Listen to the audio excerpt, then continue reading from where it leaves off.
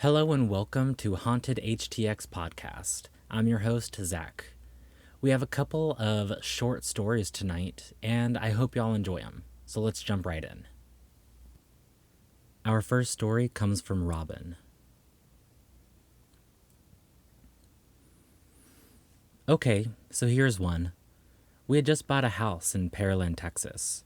It was for sale by the owner, and after we made the deal, started to move in a week later. When we got there, another couple was moving out. We asked them why they were leaving, and they said the house was too small. But that wasn't the truth. Later, we came to find out that they were afraid of the house. After just 1 month of living there, strange things started happening. We would see shadows walking down the hall and hear our rocking chair in the living room rocking. One day, we took a picture of our Christmas tree with our 3 boys.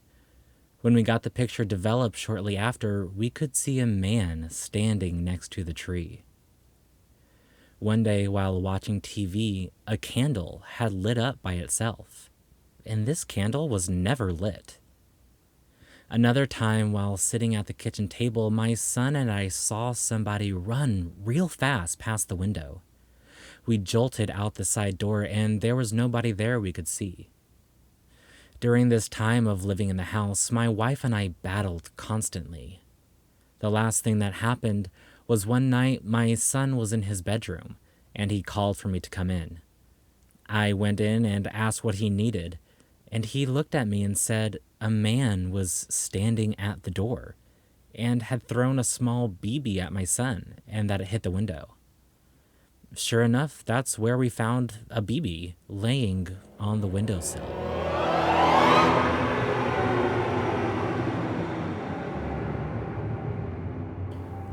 This story comes from Kai Lee. I was living in an old country home about 30 feet from an old cemetery at St. John's Lutheran Church in Brenham, Texas. It never bothered me living so close to a cemetery because my grandparents and my father were buried there.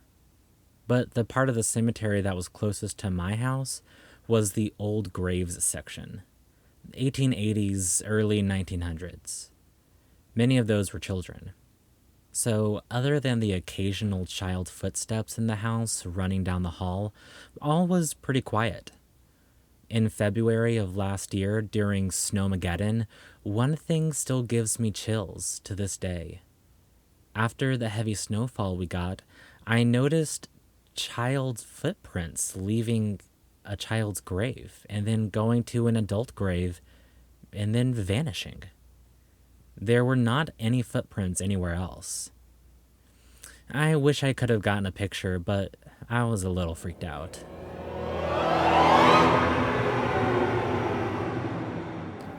This story comes from Tony and is an ongoing event.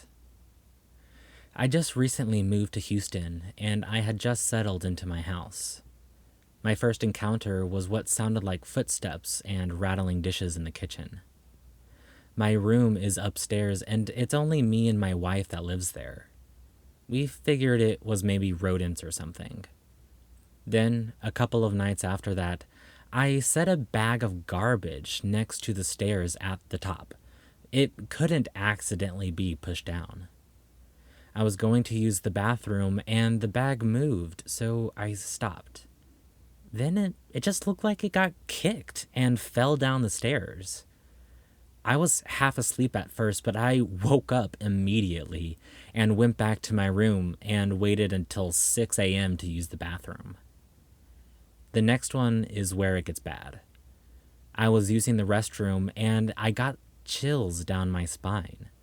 So I looked towards the stairs and I saw the top half of a head looking at me from the stairs. I freaked out and started shaking midway through using the bathroom. And when it noticed me, it shot downstairs. I didn't hear any footsteps though. I slowly moved towards the stairs and looked down and saw a figure at the bottom of the stairs in a crouching position looking up at me. I freaked out and turned off the light in the hallway. As soon as I did, I heard footsteps rushing up the stairs. I started running to my room and closed the door. It felt like it was on my heels the whole time. It's been about 4 days since then, and all we've been hearing lately is a little movement downstairs. So we got a dog today to see if our minds are playing tricks on us. This story comes from Chris. So when my sister and I were kids, we slept together in the same bed. My mom was an avid doll collector, which she always blamed my sister for. It just so happened that this doll shelf hung right over our heads over the bed. Well, one night after our parents put us to bed, one of these dolls decided to jump down and tap me on the shoulder. I threw the blanket over my head in fear, and I'm guessing after it started tapping my sister as I lay there trembling in fear. The next thing I know, there was a scream coming from my sister, and I feel her jump and run out of the room. I got up, ran to the light, and turned it on, as the doll just drops limp on the bed. My mom and dad run into the room, panicking, asking what happened. We told them. That night, my dad put all the dolls in the house in the trash bin outside and set them on fire. It wasn't until after watching the Annabelle movie and doing some research did I realize the doll that tapped us that night was a Raggedy Ann doll. It's a pretty strange coincidence.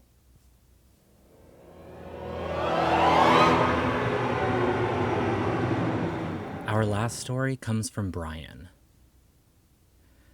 About 6 years ago, my cousin called me up out of the blue. She needed me to come over so we could catch up, since the last time we saw each other was in high school. After putting her off for 8 months, because she never gave up, I finally went over there and let her cook me dinner. She lived in a nice house, way better than mine, and she cooked pretty well too. After dinner, we sat in the living room with her back to the hallway and me looking down it. As we were talking, this smoky gray cloud that seemed to be roiling came around the corner of the hallway and started moving toward my cousin. At first glance, I thought maybe I was just seeing things, but as it kept getting closer and closer, it looked like it was about to take over my cousin. Just as I was about to say something, the cloud stopped, appearing stunned that I could see it. It then slowly backed down the hallway around the corner and then took a few peeks at me before it came back around the corner, traveled back through the hallway a lot faster this time. Then it turned and went into the room that was right behind my cousin. I didn't see it anymore after that. My cousin saw that I was watching something and asked me what I saw. I tried to play it off like it was nothing, but she kept prying and wouldn't drop it, so I told her. That's when she came clean and told me that was the reason she asked me to come. She said something to the effect that she was told by some voice to get me there to see what it was. Kind of strange to say the least. Anyways, I just wanted to leave after that, and I did, but that wasn't the end of the smoky black cloud. It followed me home. But then that's another story that involved my girlfriend. So whatever this thing was, going with me to the car, and on the way I get a mental picture of a red-haired woman dressed in 1950s style clothing, holding my hand and skipping along as we walked to my car. I felt her sit down in the passenger seat. Part of the story is omitted here. The next day, I called my cousin and asked her if she knew anyone that looked like the spirit in my house. To her amazement, she claimed I had completely described her mother's mom right down to every little detail, even the smoking while she was cooking thing. I had never met her mom's mom, so I didn't know who the lady was that had invaded my peaceful little home and wreaked terror on my girlfriend. there were some things I had to tell her that her grandmother wanted her to know, personal things that she needed to sort out.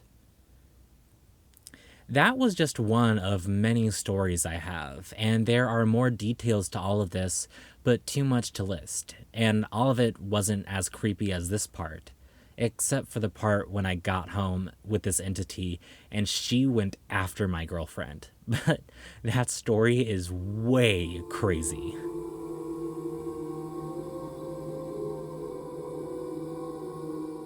Thank you for listening to this episode of Haunted HTX Podcast. Make sure to leave a 5-star review and follow so you don't miss the next episode. I want to give a special thanks to Oscar for making the intro music, and thank you to Robin, Kylie, Tony, Chris, and Brian for sharing your stories with me. If you have a story you'd like to share, email me at hauntedhtx@gmail.com. And don't forget to tell your friends about Haunted HTX Podcast. See y'all later.